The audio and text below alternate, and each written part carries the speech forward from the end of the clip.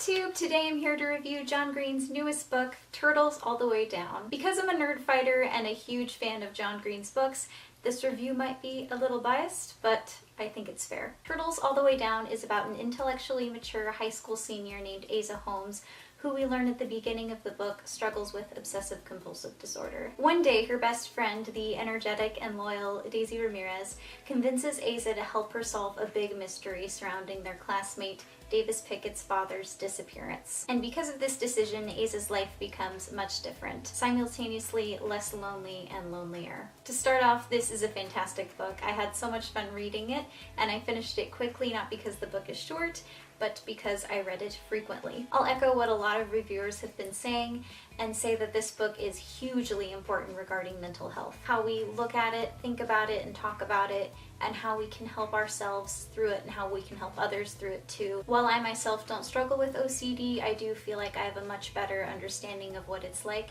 after reading Aza's thought processes, or as she refers to them, thought spirals. In this book, Aza also has a counselor and a parent who are very patient and helpful toward her. I love that this book highlights counseling as a helpful form of encouragement and treatment, and I love that Aza's mom is committed to helping Aza throughout the book. I also appreciate that this book mentions that Aza's OCD won't disappear entirely, but that it will get better over time. Since I was an elementary school kid, I've struggled with social anxiety, and I didn't understand what it was until I got to high school and did some research on it and figured out why it was that I couldn't talk to large groups of people or people I didn't know very well. I could make a whole video about my social anxiety, but basically in middle school and most of high school, saying hi to someone I barely knew was the highlight of my day because that was progress to me. And raising my hand in class and saying anything in front of 20 plus kids was a terrifying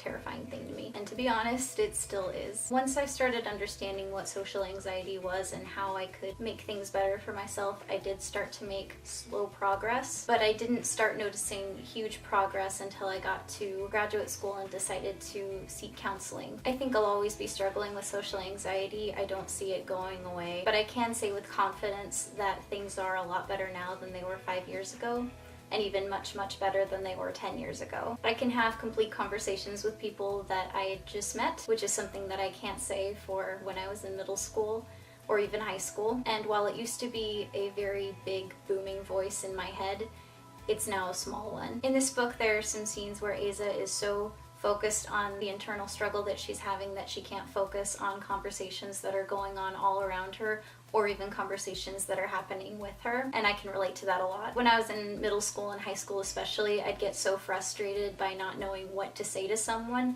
and trying to figure out what to say that I would stop listening to them. And so not only was I not talking in the conversation, but I also wasn't listening, which would make me even more frustrated. This book is just so important in helping people understand what can go on in another person's mind, and I'm so glad that so many people are reading it, and I hope that a lot more people continue to read it. I also appreciate that the main character, Aza, is a fully thought out character. While this book is largely about Aza and her struggle with OCD, it's also largely about her friendship with Daisy and her relationship with Davis and her thoughts about the world around her and her thoughts about herself. I loved reading from her point of view because she thinks so in depth about a variety of things. For example, she wonders if the word I is singular or plural, and she thinks about how watching the same sky with someone is more intimate than speaking with them. During one of her conversations with Davis, he asks her what she's thinking about, and she answers with a very detailed fact about the food chain. Bottom line, I just really enjoyed reading from her point of view, and I appreciate that she is a multifaceted character. There are so many other things that I appreciate about this book as well, such as Aza's best friend, Daisy. While Aza puts a lot of thought into everything, Daisy just goes for it and goes with it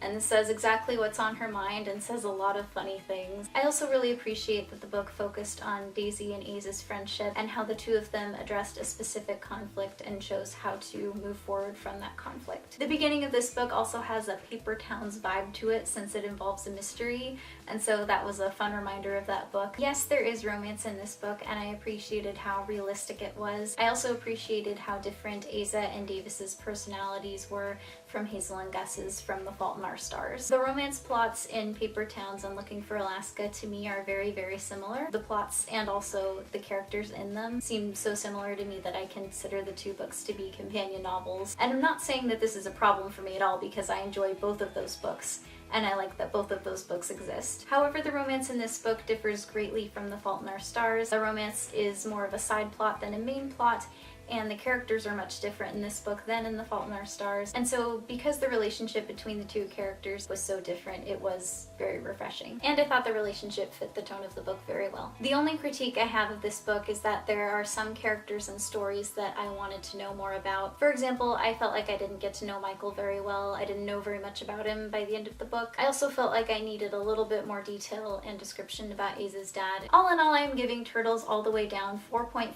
out of 5 stars. Like I said, I think this book is hugely, hugely important, and I hope a lot of people continue to read it so that we can start to better understand each other and how our thought processes work. Please let me know what your thoughts are on Turtles All the Way Down or any books that you're reading this week, and I will see you soon. Bye!